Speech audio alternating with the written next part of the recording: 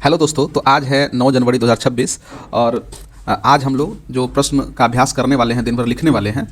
उन प्रश्नों में सबसे पहला आप देख रहे हैं कि हम लोग इतिहास वाले खंड में लिखेंगे कि बिहार में किसान आंदोलन का सामान्य वर्णन करते हुए चंपारण आंदोलन में गांधी जी के हस्तक्षेपों का वर्णन करें।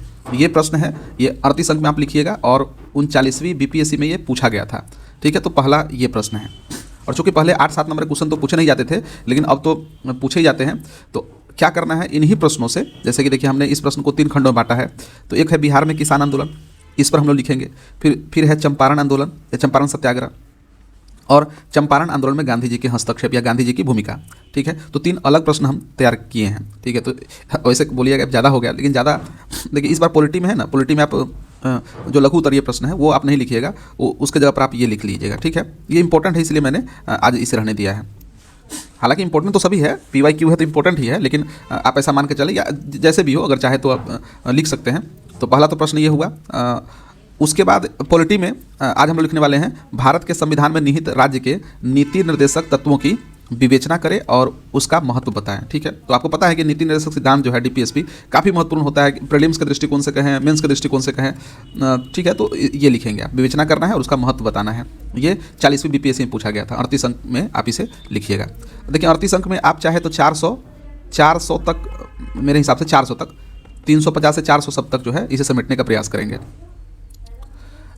इसके बाद अब इकोनॉमी ज्योग्राफी की बात कर लें, तो आज हम लोग पढ़ेंगे, हम लिखेंगे कि भारत के प्रमुख मृदा प्रदेशों के बारे में, मृदा प्रदेशों की विशेषताओं तथा महत्वपूर्ण फसलों के लिए उनकी उपयुक्तता की विवेचना कीजिए। ठीक है, तो हम लोग ये आज लिखने वाले हैं। 42वीं बीपीएससी का प्रश्न है, और जैसा कि आपको पता है कि ये आज भी ये क्वेश्चन काफ़ी रिलेवेंट है। ऐसा नहीं है कि ये पुराना क्वेश्चन है तो नहीं पूछ सकता है। जैसे भौतिक विभाजन है, उसी प्रकार से ये भी है, मृदा प्रदेशों की विशेषताओं का वर्णन करें। ये काफ़ी इंपॉर्टेंट प्रश्न है, तो इसकी आप तैयारी करें और इसे लिखें। ठीक है, साइंस एंड टेक में जो प्रतियोगिता दर्पण जुलाई का अंक हम लोग अब शुरू किए हैं, जून का खत्म हो गया, तो जुलाई के अंक में जो पृष्ठ संख्या 48-49 पर आपको मिल जाएगा, या आप 36 अंक में लिखिएगा कि ऑपरेशन सिंदूर और पाकिस्तानी कार्रवाई के जवाब में भारत की तकनीकी उपलब्धियाँ। ठीक है, तो इसको हम लोग लिखने वाले हैं आज। और निबंध वाले खंड से, निबंध में हम लोग लिखेंगे कि भारत में त्रिभाषा फॉर्मूला, विवाद, प्रभाव और इसका विश्लेषण, ये निबंध का विषय है। दोस्तों निबंध का विषय हम लोग कठिन जानबूझकर रख रहे हैं, ताकि अगर आसान आपसे पूछा जाए तो आप बताने में हेजिटेशन आपको नहीं हो किसी प्रकार की। ठीक है, तो इसलिए चिंता ना करें कि कठिन हम प्रश्न लेके आ रहे हैं। और ये आपको इस अंक में या जून वाले अंक में मिल जाएगा। जून 2025 का जो अंक है प्रतियोगिता दर्पण का, उसमें आपको मिल जाएगा। ठीक है, तो उसकी सहायता से आप लिखे, उसे पढ़ें और उसकी सहायता से आप लिखने का अभ्यास करें।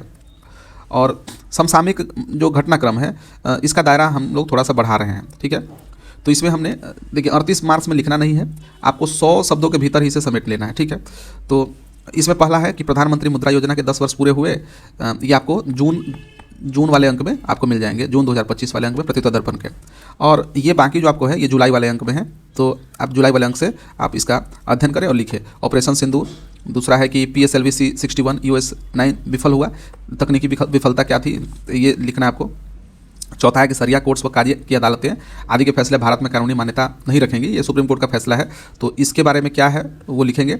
और जो INSV कौंडिन्य, ठीक है, जो हमारी भारतीय संस्कृति के आधार पर जो बनाई गई है ये नेवल शिप, तो इसे हम लोग जो है पढ़ने वाले हैं, INSV कौंडिन्य। तो दोस्तों इतना प्रश्न आज हम लोग लिखने वाले हैं।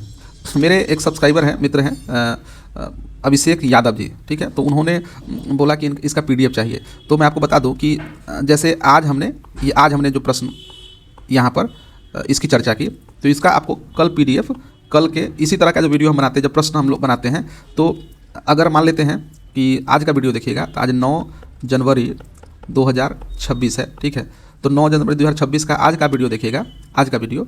ठीक है, तो उसमें आज के वीडियो में आपको कल का यानी कि 8 जनवरी 2026 के जो प्रश्न दिए गए थे, उसका जो मॉडल आंसर जो हमने लिखा है, तो आज का वीडियो में कल का आपको जो है प्रश्नों का उत्तर जो है मिल जाएगा। ठीक है, और PDF फॉर्मेट में मिलेगा दोस्तों, जो कि समय नहीं है हम लोगों के पास, लिखना पड़ता है। और अगर क्वेश्चन के आंसर पर डिस्कशन करूं तो तकरीबन लगभग 2 घंटे के आसपास जो है 2 घंटे के आसपास लग जाएंगे। ठीक है, तो इसलिए मेरा अपना विचार है कि इसे मैं PDF फॉर्मेट में आपको दे दूँ, और चूँकि पढ़ने का भी अभ्यास आपको होना चाहिए। ठीक है, वीडियो पढ़ने का अभ्यास होने से भी ठीक है, टेक्सचुअली चीज़ों को देखें तो ज़्यादा इफेक्टिव होगा मेंस एग्जाम के लिए।